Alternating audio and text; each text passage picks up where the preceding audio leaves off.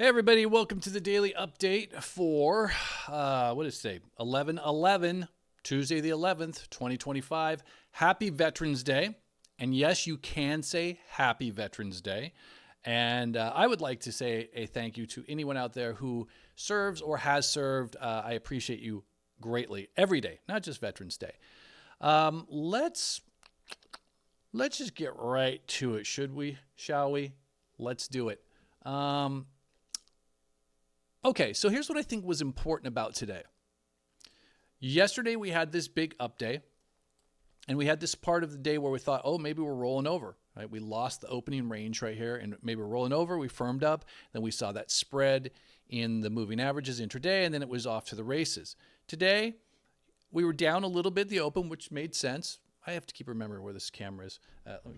Then we started to lose that opening range, that first 30 minutes.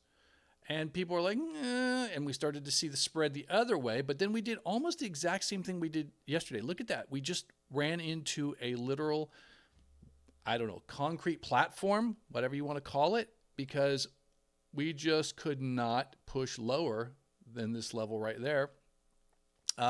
We got another, look at that pattern. This is so interesting. It's exactly the same. We had this pattern, it was this floor here. Then we have these two big bars, a little pullback, and then it's off to the races. Almost the same pattern here. We had the floor, two big bars. Instead of two pullback bars, we had one. But then once we recaptured that, there's the spread, and all day long, we just grind higher, and we close near the highs of the day. And that was the way it was across the board, with the exceptional strength being shown in the Dow, which was up 600... What was it up? 559 points. I think a lot of that was FedEx. So strong day. And I think that's important because I think a lot of people thought, oh, what if we roll over? Now, if we flip over to where we're at today, remember, we talked about this ad nauseum. We were live in Discord around this time on Friday saying, look, things are turning.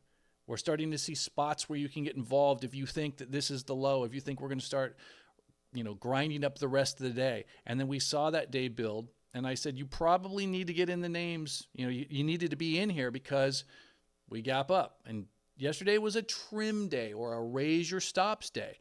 What we're hoping for today is a rest day. And it looked like we were going to have a rest day in the SPX, but we actually ended up going a little bit higher. Lower volume. We see this declining volume on this pop, but we've seen this so many times. I don't even remember. I guess I've erased all the old volume markers here, but we've seen this so many times where price goes up as volume goes down.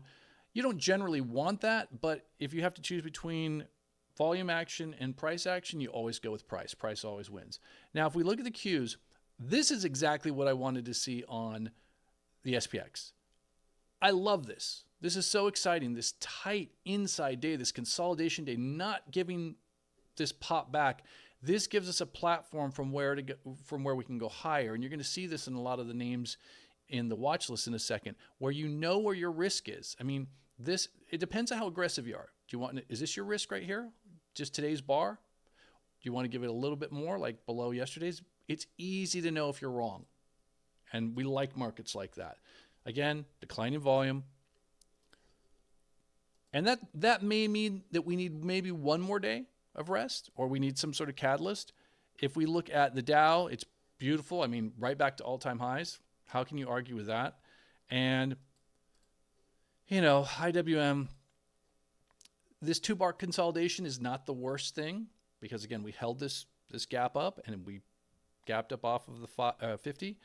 But I'd really like to see IWM get involved. It's really challenged this level so many times. We've talked about this level all the way going back to November of 2021, so we're at 4 years. It's about time to get going here. But what I do like is all the indexes are in sync. Everything is above the 8-day, including the IWM.